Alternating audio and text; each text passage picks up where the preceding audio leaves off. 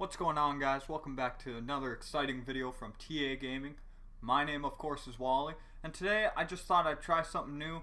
I know that the zombie storyline, as many of you also know, is coming to an end with DLC 4 for Black Ops 3, and I just thought that I'd go back through and I would talk about the whole storyline all the way up to what's going on now, for those of you who may not know exactly what's going on or only know a little bit of it.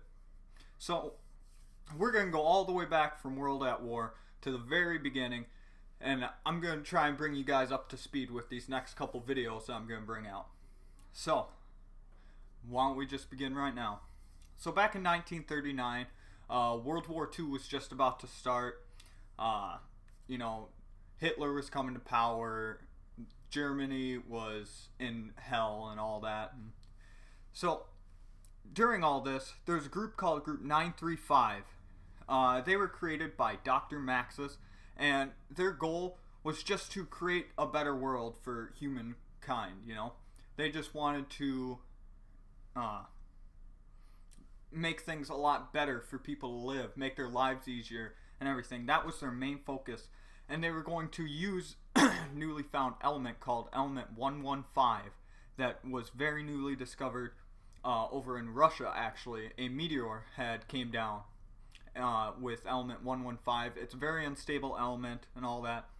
And the group was called Group 935. Maxis, like I said, was the guy who created the whole group for this. And pretty much his first in command was a guy called Dr. Richtofen. Now, Richtofen was tasked with to work with 115 to use for kind of like mind control, human mind control and all that. Don't know why, if they want to create a better world, they want to use mind control, but that's what he was tasked with. And he had 3 subjects that he was going to work on. Takio, he was from the Japanese Empire. We had Nikolai, he was from the Russian army, and a Mexican. We don't know his name, we don't know exactly where he's from, just he was called the Mexican. That's what everyone's been calling him.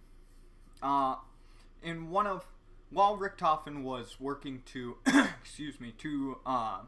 control the minds of these characters, he accidentally killed the Mexican. And in order to fix this, he had to find a new test subject. Well, over in a facility called Vrucht, an abandoned asylum, there was a task force that was coming in to try and evacuate 2 OSS spies, and the leader of this task force was a man called Tank Dempsey. And when they got to the abandoned asylum, the whole place was overrun by zombies, and so there was not a whole lot that they could do, and everybody except for Tank Dempsey ended up dying. He was the only one still left, and Richtofen captured Dempsey and had brought him in, and that was his new 3rd test subject that he was going to use, and he was successfully able to control the mind of Dempsey, Takio, and Nikolai. Richtofen ended up erasing their memories, and he replaced them with completely fake memories, so that he could kind of control them and make them follow his orders.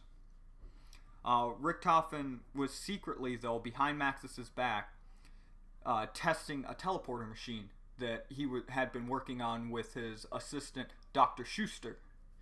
Now, Schuster and Richtofen, they don't really like Maxis a whole lot, He's kind of an asshole, I'll admit. From the sounds of it, he hasn't been very truthful with Richtofen on his plans, and, has been giving Richtofen shit for everything and wants him to just focus on the mind control. But Richtofen sees more potential when it comes to the teleporter. So him and Schuster, they've been working on the teleporter, and their first success with that was they transferred a walnut about 3 feet.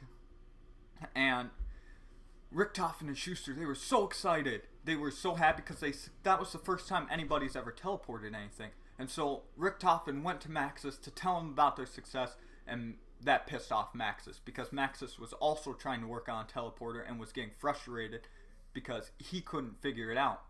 And so Maxis scolded Richtofen and told him that he better, get back to the task that he was assigned with and to scrap his whole teleporter project. Well, Richtofen wasn't having it.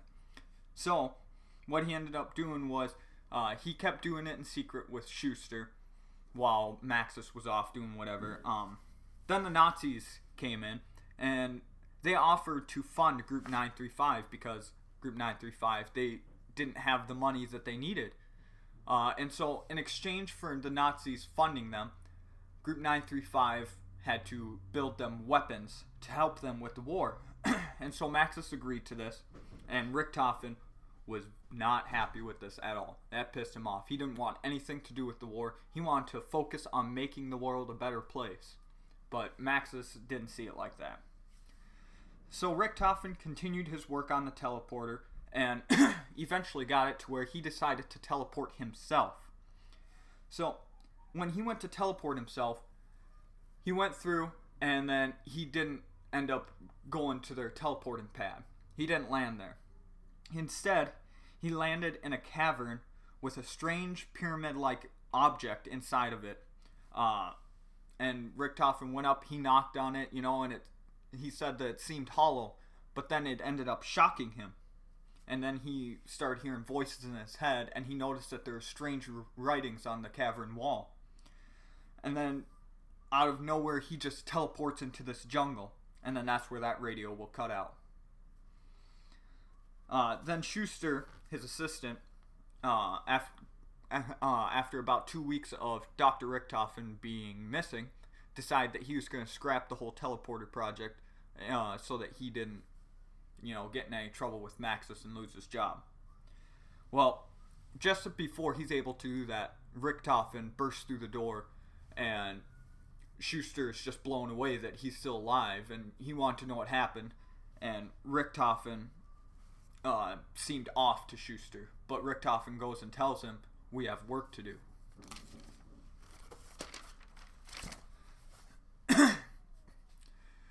Schuster and Richtofen teleport themselves and the others to the moon where Richtofen was in that cavern, and they ended up over a course of time building a base around that pyramid to figure out what exactly it did and how to open it and all that. Schuster stayed up on the moon with all the other scientists and equipment that they had gathered and up in that base. But to keep Maxis off their trail, Richtofen stayed behind to work with Maxis and to kind of keep Maxis busy and not wanting to worry about where all that stuff went. Schuster and Groff is another scientist under Schuster. While they were up on the moon, they were tasked with trying to figure out how to unlock the pyramid, and they were having troubles and could not figure out how to do it until one day Schuster shot a rat near the pyramid and killed it, and then he saw its soul go into one of the 4 glass containers surrounding the pyramid, and that's when they figured out that they needed souls to fill up all the glass containers, and then that could possibly be the key to opening it. So Richtofen rounded up as many POWs from the war, prisoners of war, He rounded up many of them and would send them to the moon in order to be killed to fill up those glass jars. And while this was happening, Richtofen has been going through a lot of troubles with Maxis and, the voices in his head, and his hate for Maxis just grew and grew, and that's when he started to plan to kill Maxis. He wanted to murder him and get him out of his life. He wanted to be the leader of Group 935 because he was tired of Maxis, and he didn't think Maxis was focused on what needed to get done, on, their true goals for Group 935. Maxis at this time was also still working on his own teleporter, trying to figure out how it works, and he was getting so pissed off and frustrated. And one day, he took his daughter Samantha's dog, Fluffy, who was pregnant at the time, and he decided he wanted to try and put her through the teleporter. Well, just as he goes to teleport her, Samantha comes bursting into the door, and was upset with her father and wondering what, where her missing dog was, and then saw her there, and she wanted to know what he was doing with it, and he wanted her out of the room. He yelled at her to get out, and then they sent the dog through, and the dog disappeared. And then out of nowhere, it just reappears, and it's what we know now as a hellhound. Fluffer returned as a hellhound, and Richtofen saw this as a chance to get rid of Maxis and Samantha, and so he went out of the room and locked them in, and that's when you hear, the Richtofen's famous line, "Goodbye, Dr. Maxis." Well, Maxis took Samantha and they went into the teleporter and ended up teleporting themselves to Griffin Station on the moon. And so while they were there, they kind of got split up at where they landed in that base. And Samantha, being frightened and scared, as a little girl, she ended up running straight into the pyramid that had just been filled up and just got full, and she got sucked into it and was suspended in midair, and her soul was now in what we call the ether. Now the ether is a realm where you have everybody has different powers. If you've paid attention at all, that's where on Ascension Gersh was trapped, when you go into the map and you hear him saying he needs help, she's coming after him. But that's where he was trapped. That's where Samantha is now. And when you're in there, everybody has different kinds of powers, but it has to do with element 113. And Samantha went in there and she was able to control all of 113. So she was able to control all the zombies and, everything that has to do with element 115. So she was able to control that, and the scientists were pissed off because once she entered the pyramid, then it just closed up. And so Dr. Schuster wanted Maxis to be found.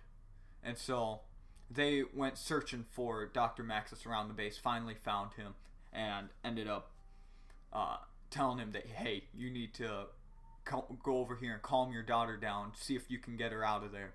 And so Dr. Maxis goes to the pyramid with a gun to his head because Schuster was threatening to kill him if he didn't. And he's calmed Samantha down by talking to her, comforting her. And then right before they're done talking, Maxis says, Samantha, I need you to do one thing for Daddy. Kill them all. And then Dr. Schuster shoots him in the head, and then so Samantha sends the zombies after all of them. Once all the zombies start coming in, Richtofen knows that he needs to get the hell out of there. So he ends up taking his, his 3 mind control subjects, Nikolai, Takio, and Tank Dempsey. And he takes those 3, and they escape out of there. They get the hell out. And they end up in a place called Shinonuma.